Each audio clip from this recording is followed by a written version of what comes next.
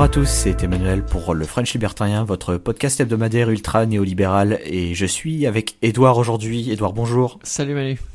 Pour votre 9e épisode de Free Lunch, et comme vous en doutez très certainement, on voulait un peu vous parler aujourd'hui de ce qui s'est passé autour de Charlie Hebdo la semaine dernière. Plus particulièrement, on voulait faire un épisode consacré exclusivement à la liberté d'expression et vous reposer un peu les bases de ce que c'est, ce que ce n'est pas, et tout ce qui tourne autour de la liberté d'expression. Et avant toute chose, juste un petit détail, et c'est quelque chose en fait, c'est quelque chose qu'on pourrait d'ailleurs dire sur absolument tous les sujets qu'on traite depuis le début. Juste rappeler que ce n'est pas parce qu'on pense que quelque chose doit être légal qu'on pense que ce soit souhaitable. Et par exemple, avec Edouard, on vous a parlé beaucoup de la question des drogues. Ça, c'est un parallèle que je trace souvent, mais quand on dit qu'il faut légaliser les drogues dures, à aucun moment on est en train de vous dire la cocaïne c'est cool, faut en bouffer. Ce qu'on essaye de faire passer, voilà, c'est que concrètement, on fait l'observation objective que quand on essaye de rendre les drogues illégales, au lieu, on empire la situation. Et là, ce qu'on essaye, quand on parle de la liberté d'expression et quand on dit que la liberté d'expression ne devrait presque pas être encadrée, ce qu'on essaye de dire, c'est pas que les discours racistes et islamophobes ou autres soit quelque chose de désirable. On pense pas que ce soit une opinion acceptable comme une autre. On essaie juste de dire, faut faire le constat objectif de quand on interdit, ça ne marche pas et c'est complètement contre-productif. Donc voilà, c'était juste un peu une introduction, un petit message d'introduction. Quand on dit qu'il faut légaliser les drogues dures, on ne dit pas allez-y, prenez les drogues dures, voilà, faites-vous plaisir, c'est une bonne chose. Non. Un discours légalisant les drogues dures peut aller de pair avec non, surtout ne consommez pas, c'est pas bon pour vous. De la même manière, on peut dénoncer des propos ignobles, horribles, hallucinants et souhaiter qu'il soit légal. Mais ne pas vouloir la censure derrière. Voilà. C'est une différence notable qu'on préférait préciser en début d'émission afin d'éviter toute ambiguïté. Voilà. Et donc déjà recommencer, je pense, quelque chose qui est très important. Qu'est-ce qu'est la liberté d'expression? Parce qu'il y a un peu beaucoup de confusion là-dessus. Et Edouard, tu m'as cité, donc on mettra le lien dans la description, un petit comique qui résume ça absolument, enfin, de façon assez merveilleuse, je trouvais. Ouais, il le fait très bien. Vous l'avez sûrement vu circuler, il a beaucoup circulé ce petit comique. Il présente dès le départ une définition assez simple.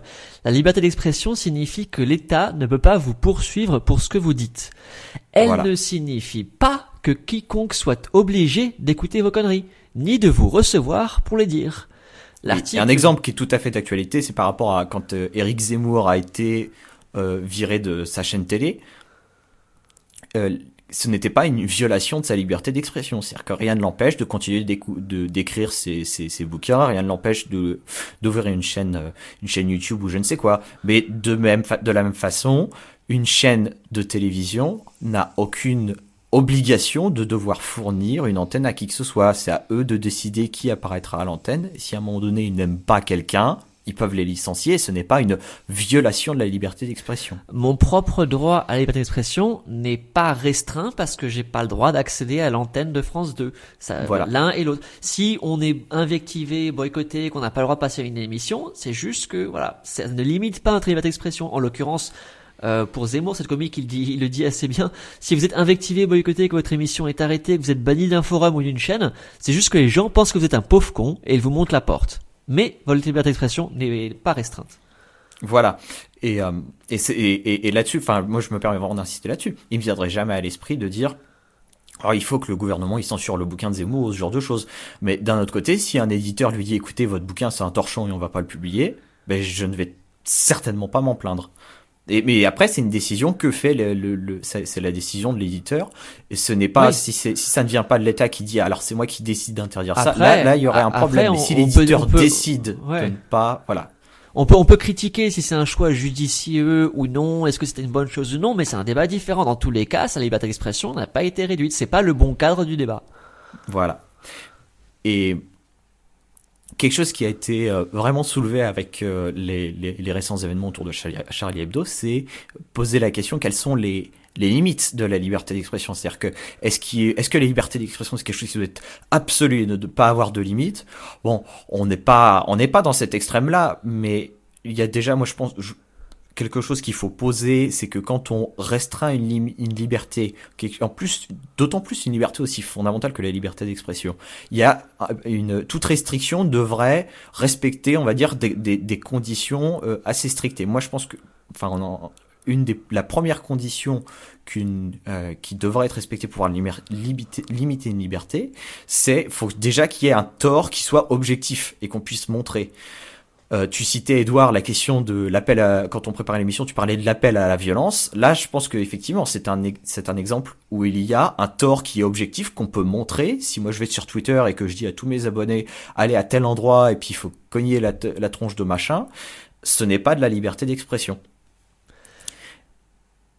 Et effectivement, et du coup, en conséquence logique de ça, le fait de se sentir offensé, ce n'est pas c'est pas une justification suffisante pour restreindre la liberté d'expression. Je me sens offensé par les caricatures qu'a fait Charlie Hebdo de ma croyance.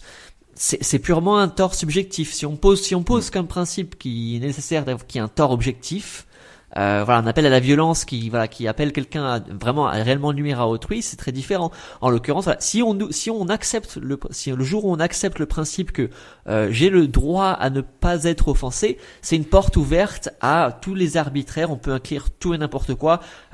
Tu disais en préparant l'émission, si tu te sens offensé par la sécurité sociale, qu'est-ce qu'on fait? Voilà, on va limiter la sécurité sociale parce que tu t'en sens offensé. Enfin, voilà, ça ouvre les portes à tout et n'importe quoi.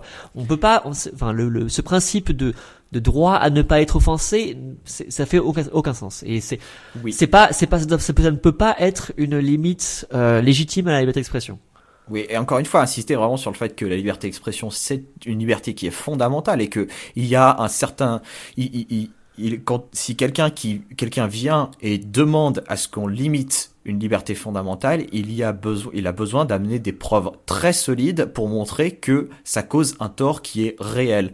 Et ça, c'est quelque chose qui a été et d'ailleurs, c'est très intéressant d'observer que dans les milieux type athée, dans les milieux militants athées, il y a aussi cette idée est souvent soulevée par rapport aux personnalités religieuses qui voudraient limiter les libertés et qui insistent vraiment, en plus moi, ce que je ne peux qu'applaudir parce que c'est un principe très libéral au final, de dire que quelqu'un qui veut limiter une liberté, d'autant plus une liberté fondamentale, a la charge de la preuve. C'est à lui de prouver que vraiment l'usage de cette liberté dans un cadre très précis pose un tort réel et sérieux que l'on peut démontrer. Et quelqu'un qui dit « Oh, je me sens offensé », ça n'est pas un tort. Je ne vois pas comment est-ce qu'on peut définir ça comme étant un tort objectif. Après, on peut discuter de qu'est-ce qu'un tort objectif et qu'est-ce qu'il n'est pas. Quelqu'un qui vient chez moi et m'insulte toute la journée, là, on peut poser la question, on peut tirer un peu des cas un peu limite, un peu borderline, mais sur des choses comme il y a un magazine quelque part qui caricature mon prophète, et disons-le. Enfin, surtout quand on parle des caricatures de Charlie Hebdo où on a le Saint-Esprit, on ne caricature pas une personne, on caricature Dieu et le Saint-Esprit, pardon, ce sont un peu des créatures mythiques. Enfin, c'est votre croyance, et la croyance de chacun est importante, mais c'est pas parce que vous croyez en un Dieu, que ce soit Dieu, Allah ou qui que ce soit, vous n'avez pas le droit à ne pas être offensé là-dessus. Et tu me parlais d'un exemple que tu connais bien toi puisque tu y habites. Oui. L'Irlande en l'occurrence, c'est un des rares pays qui dans sa constitution a le blasphème, hein, c'est ça?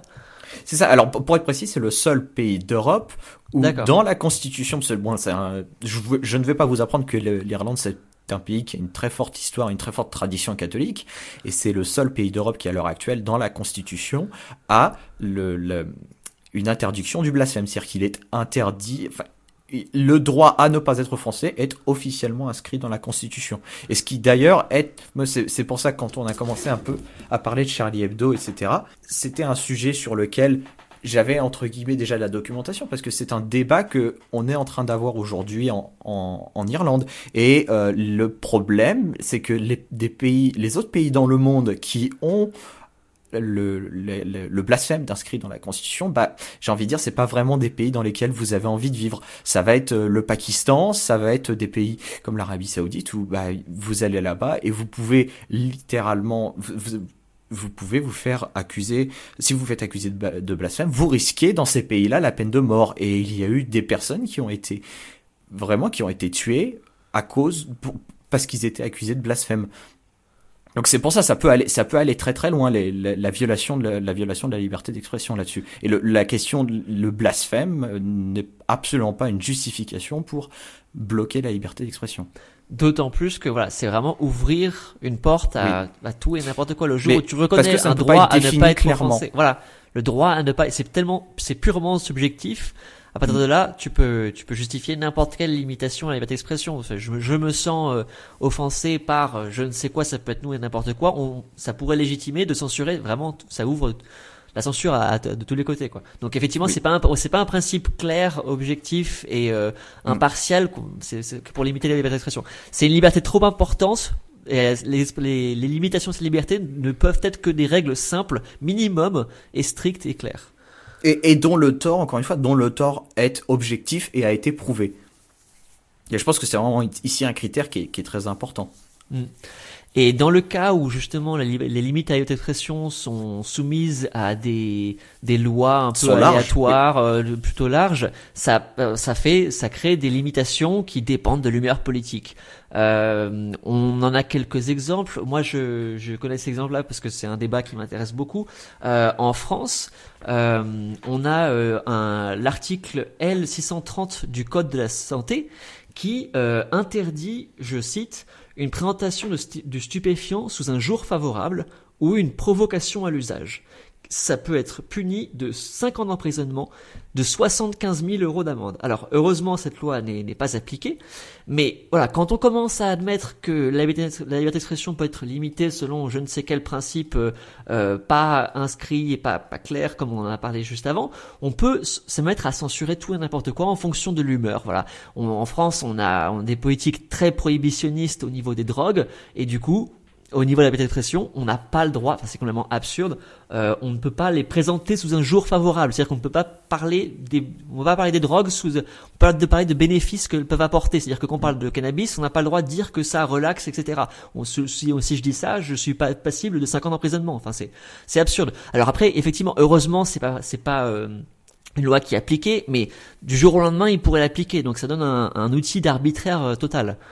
Oui, et puis de toute façon, pour raccrocher un peu de ce qu'on a dit en introduction, c'est que même, admettons que quelqu'un se ramène et commence à vanter les vertus de la cocaïne ou de l'héroïne ou je ne sais quoi, même si moi personnellement je trouverais que c'est absolument idiot et que c'est la pire des choses, interdire à cette personne de s'exprimer parce qu'il dit ah ouais la cocaïne ça fait triper, j'ai quand même beaucoup de mal à me faire à l'idée que cette personne on puisse utiliser cette justification pour l'envoyer en prison. Enfin, envoyer quelqu'un en prison parce qu'il a dit que la coke ça faisait planer, c'est quand même assez sur le principe, c'est assez tiré par les cheveux. Et il y avait un exemple qu'on avait déjà abordé assez récemment, c'est donc la question en Angleterre, au Royaume-Uni pardon, du porno qui est censuré selon des critères mais alors totalement arbitraires. Et pareil, ça revient un peu à la même idée, c'est-à-dire que quand vous commencez un peu à limiter les libertés à tout va sans vraiment poser de principes clairs et quantifiables, etc. Bah du coup le premier politique qui arrive il dit oh j'aime pas le porno, je vais interdire le porno. Et puis le suivant, on sait pas qu'est-ce que ça va être. Ça peut être Ed Miliband qui va dire je veux que les Anglais soient moins obèses, donc je vais interdire de faire la promotion des aliments gras. Allez hop, et on limite la promotion des aliments gras. Ça peut vraiment dépendre de l'humeur du politique du moment.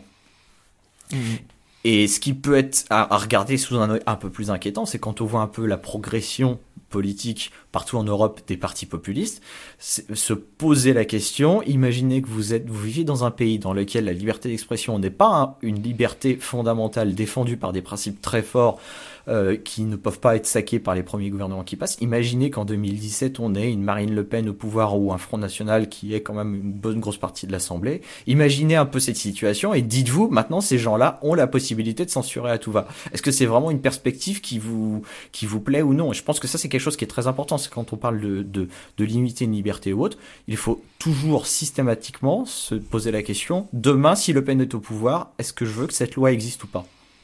Ouais. Est-ce que ça donne de la latitude pour imposer des restrictions hallucinantes qui, aujourd'hui, on peut se dire non, mais c'est bon, ils vont pas en abuser de ce droit, ils vont quand même pas restreindre la liberté d'expression pour tout et n'importe quoi, et c'est des gens raisonnables. Oui, mais si on crée ces passe-droits, ça ouvre les portes, et demain, des dirigeants moins plaisants que ceux qu'on a aujourd'hui pourraient imposer des choses que personne ne jugerait souhaitables. Donc, faut réfléchir à ces principes-là qu'on pose en construisant ces lois. Et une petite anecdote, je me souviens lors des débats sur la LOPSI. Donc c'était en 2012 et il y avait cette question justement parce qu'il y avait tout un article sur la question de la censure d'Internet et quand c'était débattu au Sénat, le président du Sénat qui était UMP à l'encontre de le ministre de l'Intérieur de l'époque avait clairement de Claude Guéant, voilà ça me revient. À l'encontre de Claude Guéant avait clairement dit qu'il ne voulait que lui et son groupe voteraient, alors que c'était UMP, c'était le même groupe politique, a dit qu'il voterait contre la possibilité du gouvernement de censurer Internet sans contrôle judiciaire, parce que il a dit, même si je comprends les intentions que vous avez aujourd'hui, vous êtes en train de créer un outil qui peut être récupéré par les prochains, et on ne sait pas demain, est-ce que les gens qui seront derrière vous seront des gens qui sont aussi attachés aux questions républicaines et démocratiques. Et moi, je trouvais que c'était ça posait vraiment le problème de façon très claire. Ouais, parce que si on admet que la liberté d'expression peut avoir certaines limites, quitte à ce qu'il y ait ces limites, une supervision judiciaire c'est hyper important et de très nombreuses fois dans des régimes un peu douteux, qui font passer des lois un peu douteuses, ça supprime justement cette obligation de passer par les organes judiciaires pour pouvoir appliquer une censure. Et justement, le jour où on permet à l'État de pouvoir censurer un site sans aucune supervision judiciaire, on est entré dans l'arbitraire le plus total et du jour au lendemain, n'importe quelle personne du pouvoir exécutif peut censurer n'importe quel site selon ses souhaits. Oui, ça c'est vraiment un détail important. C'est déjà, alors bon, en tant qu'informaticien, je peux vous expliquer, vous démontrer par A plus B que censurer un site internet c'est techniquement impossible. Mais même si on met ça de côté, entre dire même si l'idée de censurer un site me semble complètement ubuesque, il y a une différence fondamentale entre dire on va mettre en place tout un système légal dans lequel ça va être prononcé, il y aura un contrôle judiciaire, etc. et dire on va en mode full, on met tous les pouvoirs dans les mains de l'administration centrale et puis c'est elle qui va décider de façon unilatérale de qui est-ce qu'on censure et qui est-ce qu'on censure pas. Et il y a plusieurs pays qui ont essayé ça, hein, des pays comme l'Australie, et on s'est rendu compte après coup que bizarrement c'était pas du tout des sites terroristes ou je ne sais quoi qui étaient censurés, c'était des sites d'opposants politiques qui par erreur entre guillemets se retrouvaient là. Tout à fait. Et pour en revenir avec un sujet un peu lié, c'était pas dans l'ordre qu'on avait prévu pour l'émission, mais le Patriot Act aux États-Unis en 2001, c'est entre autres ce qui s'est passé comme loi, c'est que ça permettait justement des restrictions aux libertés des Américains sans passage par la case du judiciaire. L'administration américaine peut surveiller les messages électroniques sans aucune décision de justice. On a vu l'autre jour, il y a Valérie Pécresse elle a causé un scandale à cause de ça. Elle a dit il faudra bien un Patriot Act à la française. Oui. Et c'est ce qui nous pend un peu au-dessus du nez, entre guillemets. C'est-à-dire qu'on a tout un passif en France. On a les lois LOPSI qui sont absolument horribles en termes de liberté. On a la loi de programmation militaire qui est passée sous Hollande. Là-dessus, je pense vraiment on peut taper sur les deux, gauche et droite. Vraiment, enfin, ils ont quand même cette capacité absolument incroyable. Je remettrai le lien vers mes articles précédents là-dessus, où on avait on avait les mêmes qui avaient voté contre la LOPSI et qui déployaient tout un argumentaire à l'encontre de la LOPSI. Dès que la majorité change de couleur et dès qu'ils sont au pouvoir, ils vont repasser exactement la même loi. Et il y avait Lionel Tardy, député UMP, qui était déjà député sous Sarkozy et qui est toujours député sous Hollande, qui avait comme argumentaire, en fait, il s'était contenté de retourner sur les sites des archives et de citer les arguments des socialistes qui aujourd'hui se retrouvaient face à lui, enfin, qui avaient changé de bord et qui défendaient le contraire. Il avait juste lu à voix haute ce qu'il disait à l'époque et ça suffisait comme argumentaire pour défoncer complètement ce qu'ils étaient en train de mettre en place. Et moi, je trouvais que c'était, enfin, voilà, c'est vraiment pas quelque chose de gauche ou de droite, hein, là, c'est un peu un terme récurrent dans ce qu'on raconte, hein, que gauche et droite ont le même agenda, la même volonté de restreindre les libertés individuelles. Là, on le voit vraiment. En France, France, on a quand même là-dessus un passif récent qui est pas top, et on a des politiques qui commencent à dire, animer le chiffon rouge du terrorisme pour dire il va falloir censurer la liberté d'expression, il va falloir, je ne sais pas moi, suspendre Schengen ou je ne sais quoi, à commencer à balancer des idées extrêmement liberticides et à perdre complètement la raison. Voilà, parce que terrorisme, terrorisme, on peut faire ce qu'on veut. Comme ça a été le cas en 2001 aux États-Unis, donc le Patriot Act qui a été passé donc suite aux attentats de 2001. Ce qui est intéressant à noter, c'est que cette loi, comme tant d'autres, elle devait être temporaire. C'est une loi d'exception. Voilà, on limite les libertés des Américains, mais en fait c'est la situation qui l'impose, les circonstances exceptionnelles. Il s'avère qu'elle devrait durer 4 ans, mais en 2005, le Congrès américain l'a rendue permanente. Comme tu disais en préparation de l'émission, on dit souvent, voilà, les repas gratuits, ça n'existe pas. De la même manière, les lois temporaires, ça n'existe pas. Une loi qui est votée a priori temporairement pour les circonstances, elle sera rendue indéfinie à moyen ou long terme, en fin de compte. Les lois temporaires, ça se passe toujours comme ça. Et ce qui est vraiment, moi, ce qui m'attriste vraiment, c'est de voir que il y a eu un soulèvement populaire absolument titanesque qu'on n'a jamais vu en France pour la défense de la liberté d'expression. Mais en même, il y a ça d'un côté, et de l'autre côté, on a un gouvernement qui nous dit, parce qu'il y a eu des attaques terroristes sur la liberté d'expression, la seule réponse appropriée qu'on trouve, c'est de mettre en place des restrictions à la liberté d'expression sur Internet. Enfin, moi, ça m'échappe complètement de dire, c'est le grand paradoxe. On répond exactement, on a des terroristes qui attaquent un point précis, donc qu'est-ce qu'on va faire? On va empirer la situation sur la question. Et moi, ça, c'est quelque chose qui m'échappe complètement, parce que le Patriot Act, c'est ça, c'est censure sans passer par un juge, c'est la NSA, c'est-à-dire la surveillance de masse et la fin de la vie privée de la population. Voilà, c'est Guantanamo, c'est ce genre de choses. Et faut vraiment se poser la question, quelle est la réaction appropriée à avoir quand on est au lendemain d'un acte terroriste? Est-ce que la question c'est de dire on va renforcer les libertés d'expression, les libertés de religion, on va renforcer les libertés civiles, la vie privée, etc. Ou est-ce que on dit on va devenir un État policier?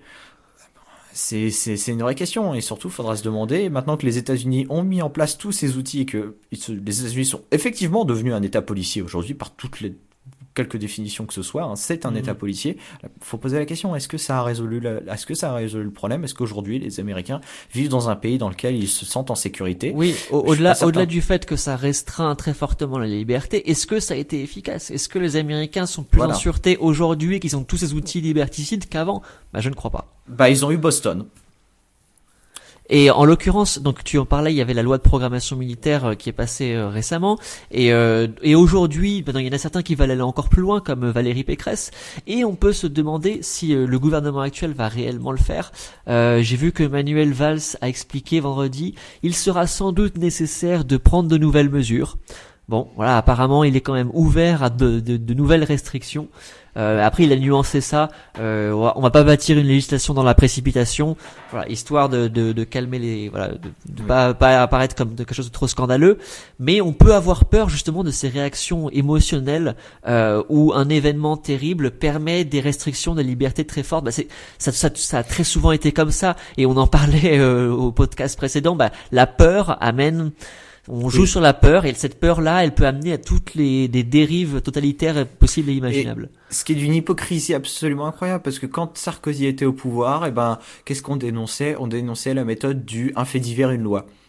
Et là, aujourd'hui, Hollande est au pouvoir et on fait exactement pareil. Tout à fait. Et sur le sujet de l'hypocrisie, justement, là, pareil, c'est une affaire qui transpire l'hypocrisie depuis le début.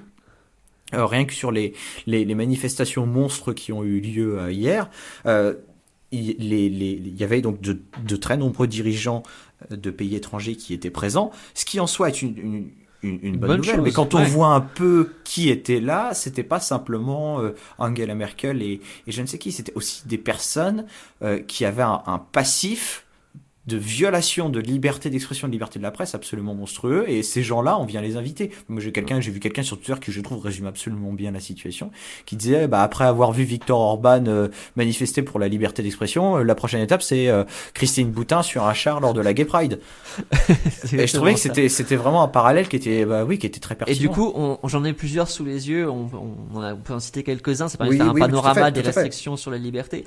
Il y avait notamment le Premier ministre turc qui était présent, sachant que sous le régime de Erdogan, qui est président de la Turquie en ce moment, ça s'est manifesté par une vague d'arrestations massives contre les médias de l'opposition. Le président de chaîne de télévision et 23 autres personnes ont été interpellées à travers le pays. Il y a des mandats d'arrêt contre 32 personnes accusées de former un gang pour attenter à la souveraineté de l'État.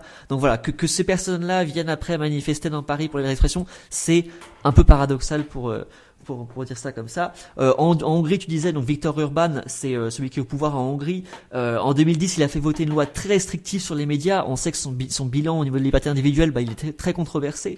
On a aussi... Qui est un euphémisme. Voilà, on avait un représentant du régime russe. On avait le président, je crois que c'était le chef de la diplomatie russe qui était là. Et là, pareil, on sait bien que la Russie est loin d'être un exemple de protection de la liberté d'expression. C'est pire que ça. Quelqu'un s'est fait arrêter en Russie parce qu'il portait un panneau « Je suis Charlie ».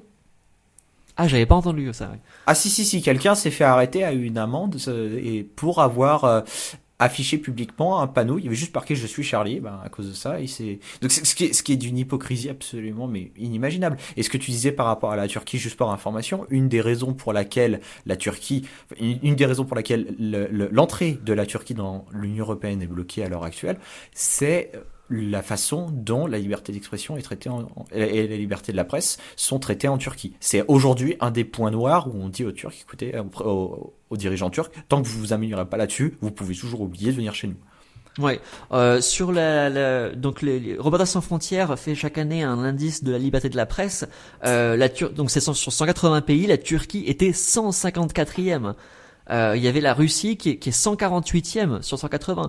Il y avait le Gabon 98e, Israël 96e, Hongrie 64e. Bon, et même à ce titre-là, même la France, c'est pas terrible. On a pas arrêté d'être dégradé les dernières années. Je crois qu'on est 50 quelque chose.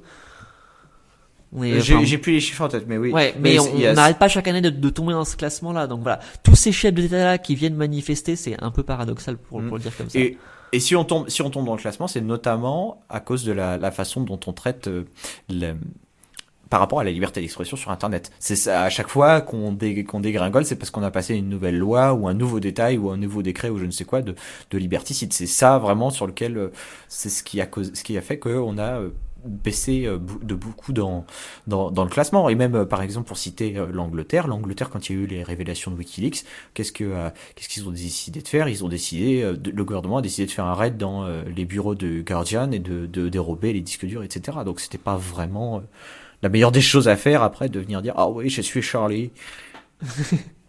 Et pour en finir sur l'hypocrisie un peu générale, donc c'est pas uniquement ces chefs d'État qui viennent manifester alors qu'ils sont même très répressifs. On peut se poser la question. Bon, cette fois-ci c'était Charlie Hebdo qui s'est fait attaquer. Tout le monde a Je suis Charlie, ça a été le hashtag le plus populaire de Twitter depuis sa création. Ça a été un mouvement de soutien massif. Mais comme le dit très justement Hachès dans un article, on vous le mettra en lien. Si c'était Minute, le journal Minute d'extrême droite qui avait été attaqué, est-ce qu'il y aurait eu un soulèvement populaire comme ça? Est-ce que les gens auraient dit je suis Minute? Est-ce qu'on aurait vu une telle masse manifester dans la rue? 4 millions de personnes ont manifesté en France hier. Est-ce qu'on l'aurait vu pour Minute? Des choses comme ça. En fin de compte, ça pose la question, est-ce que les gens défendent réellement la liberté d'expression par principe, parce qu'ils reconnaissent que c'est une liberté essentielle, ou par circonstance, parce que Charlie Hebdo, ils étaient controversés et ils ont pris des différents procès, ils étaient quand même, tu le disais pendant la préparation, oui. Ils sont acceptés quoi. Ils sont acceptés parce que c'est des anciens 68 arts, il y a un peu toute une histoire. Et enfin moi là-dessus, c'est vrai que personnellement, j'appréciais beaucoup les caricatures qu'il faisait, mais ça pose une réelle question, c'est-à-dire que la liberté d'expression, c'est ce qu'on disait au début, ce n'est pas de défendre ce qu'on a envie d'entendre. La liberté d'expression, c'est de faire en sorte que on ne soit pas, que quelqu'un ne souffre pas de se faire censurer par l'État. Et ça, c'est vraiment quelque chose qu'on voulait marteler, c'est que aujourd'hui, c'est Charlie Hebdo et il y a eu un soulèvement, moi que je trouve tout à fait légitime. Mais la question qu'on a en droit de se poser, c'est y aurait-il eu le même soulèvement si c'était quelqu'un qui avait été d'un bord politique différent. Et ça, c'est quelque chose qui est important, c'est que voilà, comme la fameuse citation qu'on attribue faussement faussement à Victor Hugo. À Voltaire. Je ne suis pas d'accord à Voltaire, pardon. Ce qu'on attribue faussement à Voltaire. Je ne suis pas d'accord avec ce que vous dites, mais je me battrai pour que vous ayez droit de le dire. Et je pense que ça, c'est vraiment un peu l'essence de la liberté d'expression. Il faut être capable de dire. C'est pas savoir est-ce que je suis d'accord ou pas avec ce qui est dit. C'est pas savoir est-ce que je cautionne ou pas ce qui est dit. C'est juste la liberté d'expression, c'est de pouvoir dire ce que l'on a envie de dire sans craindre de se faire censurer par le gouvernement. En France, on pourrait citer la loi Guesso de 1990 qui qualifie de délit la contestation de l'existence de crimes contre l'humanité tels que définis par le tribunal de Nuremberg. Concrètement, on n'a pas le droit de nier les crimes contre l'humanité issus de la Seconde Guerre mondiale. Alors, il s'agit pas de dire que c'est une bonne chose, que ces gens-là, ils sont merveilleux pour oser dénoncer cette fumisterie que sont... Non, absolument pas, c'est pas notre propos. Mais si on est cohérent sur la liberté d'expression, on la défend par principe, et cette loi Guesso de 1990, j'ai entendu personne dire qu'il fallait en finir avec cette loi, quoi. Et surtout, et puis il y a aussi un problème sur un des sujets, un des thèmes récurrents qu'on aborde, c'est aussi la question des conséquences inattendues qu'ont les lois. Une loi comme la loi Guesso, une des conséquences inattendues qu'elle a, c'est que elle rend un sujet qui n'était pas politique, elle le rend politique. C'est-à-dire la question de l'Holocauste, c'est une question d'historien. C'est aux historiens de débattre, qu'est-ce qui s'est passé, dans quels détails, etc., etc. C'est pas aux politiques. C'est pas aux politiques de mener ça dans l'Assemblée nationale et de dire bon, qui pense que c'était un crime contre l'humanité, levez la main, qui pense pas, et puis on inscrit ça dans une loi. Je pense que c'est vraiment une vision très très arriérée, très réductrice on résume tout à on va mettre ça dans l'Assemblée et puis on va décider à main levée si oui ou non est-ce que c'est bien, est-ce que c'est pas bien. Et je pense que c'est vraiment quelque chose qui est important à dire, c'est que là du coup on prend quelque chose qui était pas politique et on le rend politique, et c'est ce qui se passe aujourd'hui avec tout. C'est-à-dire, voilà, Éric Zemmour, les questions d'Éric Zemmour ou Dieudonné, même ces gens-là, aujourd'hui c'est plus des questions d'expression, aujourd'hui ce sont des questions où c'est même plus la question de savoir ce qu'ils ont raison ou pas, ça devient c'est juste de la politique pure et dure à ce stade.